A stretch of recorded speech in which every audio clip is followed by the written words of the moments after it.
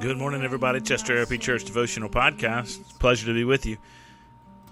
Genesis 21 on tap, Isaac's birth. What a joy-filled day for Abraham and Sarah.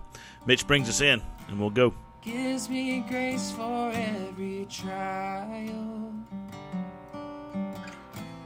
Feeds me with the living bread. All right. Well, as I said, Genesis chapter 21, the birth of Isaac, is before us, beginning in verse 1. The Lord came to Sarah as he said, and the Lord did for Sarah what he had promised.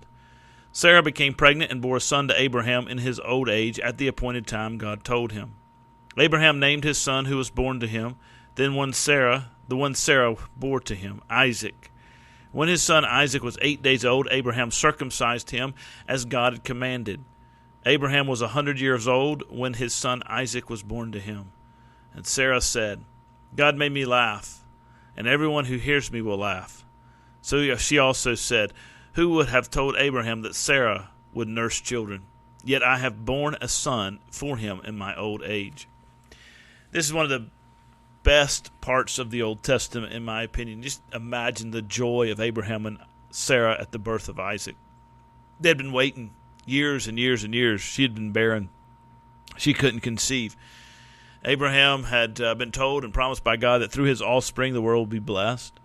Sarah could not bear children, and so she concocted a plan with Abraham, and he was complicit in it, that he would have a sexual relationship with Hagar. Hagar would bear a son named Ishmael, and that would be the heir. But even still, God said, that's not what I had in store for you. I told you you would bear a son. Sarah would bear a son in her old age. And so these two were wrestling with the realities of God fulfilling his promises. Did they believe that God would fulfill their promises?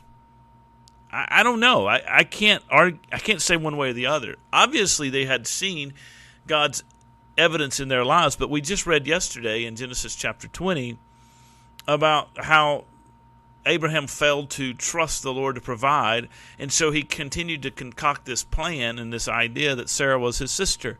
Now, she was his sister, but he conveniently forgot and left out the fact that she was also his wife. He did this to save his own hide. He did it because he was afraid. So did Abraham believe that God was truly capable of preserving him and protecting him and caring for him? I think in the depths of his soul there were times when he didn't believe. You see, that's the reality for everybody who tries to follow the Lord. I think sometimes we can fall into the trap of thinking that because we have faith, we aren't supposed to have doubt. We aren't supposed to have fear. Faith over fear.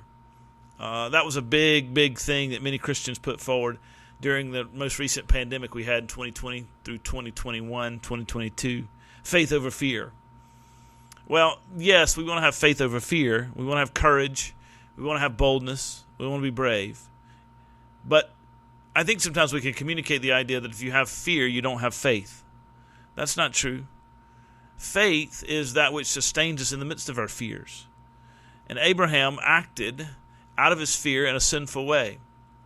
So did Abraham have doubt? Did Sarah have doubt? Well, we know Sarah laughed when God told Abraham, no, your wife Sarah will bear a child. And she had to deal with the consequences of laughing.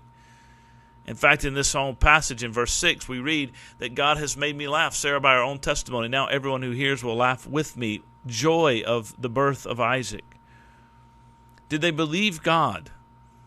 I guess, yes, they did have faith. We're told later on they had faith, and they're mentioned. But did they believe that God would give them a son? And they wrestled with this over and over again. There were probably countless opportunities to try to get pregnant. And yet, nothing seemed to work. Infertility, barrenness seemed to reign supreme over and over again. And then all of a sudden, God fulfills his promise. I think this passage really is helpful because I think, one, it shows us that there are times when no doubt you have to doubt. Right? There are times when you question. Doesn't mean you don't have faith. Doesn't mean that you don't trust God. It just means that you question, is God really going to work in the way that he says? Is God going to do this particular thing? Yeah, I know, God, you are great and you're wonderful and you keep your promises. But have I misinterpreted this? Do I understand this right? And then there, I think, in this passage as well, we see that God fulfills the promises in his time. So the Lord came to Sarah as he had said, and the Lord did for Sarah what he promised. He did it in his time, 10 years after he had made his pronunciation of her pregnancy. 13 years, Isaac is circumcised 13 years after Ishmael was born. And so we find ourselves asking and recognizing this, that God in his providence and uses his time to accomplish his will. And the call in our lives is, in the midst of our doubts and fears and concerns, is to trust him even still. At some point you just have to say, I'm going to trust you. I'm reminded, when I think about this, I'm reminded of the disciples in John chapter 6. When Jesus feeds the 5,000 and people come over from across the way and they meet Jesus on the other side of the water. And Jesus says they're not here because they want to hear from me. They're here because they want their bellies full. And Jesus begins to teach about how if we're going to be truly followers of Christ, we've got to eat of his body and drink of his blood. We've got to devour the flesh. We've got to devour the bread of heaven. And so he talks about that the importance of doing those things. And yet, everybody is confused and taken aback and really walks away from him. And Jesus looks at his own disciples and says, would you like to walk away too? And Peter says, well, where else are we going to go? For you have the words of eternal life. So in the midst of the concern, the confusion, the questions, the reality of faith is that we're not going to go anywhere else. We got to hold fast and dig our roots down into Jesus. It's okay to have the doubts and the fears and the concerns. We got to dig our roots into Jesus and know that he is our solid rock. And as the winds and the waves and the storms pass over us, we rest in the rock of Christ. And that's what Abraham does. That's what Sarah does. And God in his promise, God in his time, did exactly what he had promised for them. That's who God is. That's how he works. He'll do the same for you. Have a great day. God bless you. I'll see you tomorrow. You carry me close to